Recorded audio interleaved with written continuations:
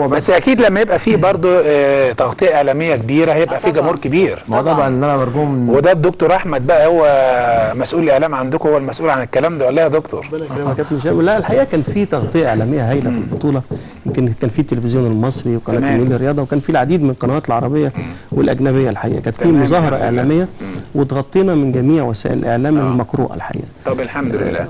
برجع لك لنقطه مهمه، هي بقى بنتكلم على القاعده. عايزين دايما نوسع القاعده العريضه، لان كل ما القاعده بتوسع بيبقى في دخل كويس للعبه، وفي نفس الوقت انتشار اوسع، وبيجبر القاعده لما بتوسع وزير الرياضه انه لازم يدعم. بقت لعبه كبيره منتشره، ده راجع لان فعلا اللعبه امكانياتها غاليه ولا ايه؟ عشان كده ما بتنتشرش قوي.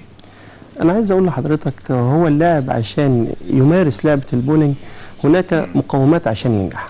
اول حاجه المقومات اللي هي الماديه. نقول المركز البولينج هو الاساس في ممارسه هذه الرياضه. زي ما شايفين، يمكن زي شايفين كده الرميه بتاع اللاعب العالمي اللي بيلعب مع الكابتن ايمن اهو.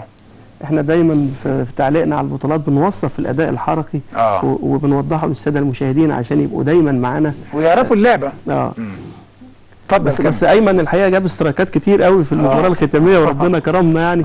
لكن عايز اقول لحضرتك احنا عشان ننشر لعبه البولينج الحقيقه لابد ان ولادنا اللي بيشوفونا دلوقتي الناشئين انه يجوا لنا مراكز البولينج. وفي زي ما قلت لحضرتك قبل كده في مراكز تابعه للقوات المسلحه وفي مراكز برايفت خاصه. احنا دورنا كاتحاد ان احنا بيبقى لينا كوادر فنيه موجوده في هذه المراكز بتشوف الولد اللي بيمارس البولينج كريكريشن الموهوب بقى، بنحط عينينا عليه وبنبتدي نضمه في المدارس بتاعه البولينج. بياخد فتره كده اللي هي الفتره الانتقاليه اللي هي حوالي شهر تقريبا. تمام. اذا تميز بنضمه للمنتخبات الوطنيه وبيخضع للرعايه الفنيه لمسؤوليه الاتحاد. الاحتكاك يمكن زي طبعا ما الاستاذ فاروق هريدي قال مهم جدا. ايه السبب لغايه دلوقتي برضه يمكن الاحتكاك ما بيبقاش على نفس مستوى البطولات؟ ويمكن الحمد لله احنا بدأ تصنيفنا يرتفع وابطالنا يصلوا الى مستوى العالميه. الاحتكاك برضه ده راجع ان لازم يبقى هو وزاره الرياضه تهتم قوي ولا ايه؟ يعني استكمالا لكلام فاروق بيه الحقيقه، وطبعا احنا بنعتز بوجوده في الاتحاد الاسيوي الاربع مرات متتاليه. طبعا اكيد يهمنا نشير للنقطه دي، نبقى عندنا شخصيه من الاتحاد المصري تبقى موجوده في الاتحاد الاسيوي 4 دورات. ده برضه حدث، ده حدث كبير يجب ان احنا نقوله الحقيقه. اكيد طبعا. ولكن عايز استكمل مع حضرتك الجزئيه دي. وزاره الرياضه الحقيقه بتدينا دعم كاتحاد مصري للبولينج لا يتجاوز ال 200,000 جنيه.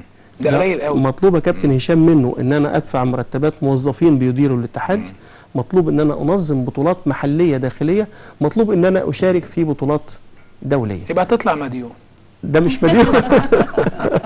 ولكن عايزين نقول يا كابتن هشام احنا برضو الحمد لله عندنا كوادر محترمه. عندنا سياده اللواء احمد نصر، سياده اللواء حنان في رياض، مع فاروق بيه، مع مجموعه مجلس الاداره. بنحاول نوجد موارد من خلال السبونسرز او الشركات الراعيه عشان نوفر لاولادنا دول الامكانات مساهمه مع دعم وزاره الرياضه. فكنا الحقيقه بنشترك في 3-4 بطولات. لكن لما يبقى عندنا الحقيقه عنصر رائع مهاري رائع زي ايمن وكابتن هاله وياخد بطوله سينا رغم وجود 7-8 ابطال عالم، بنناشد زي ما بيقولوا كده انتزعها من فم الاسد. من الحقيقه بس من خلال منبر حضرتك كابتن هشام نناشد السيد وزير الدوله للرياضه انه يدعم هؤلاء الشباب الرائع عشان نشارك ونوفر لهم الاحتكاك في الفتره اللي جايه. تمام. استاذ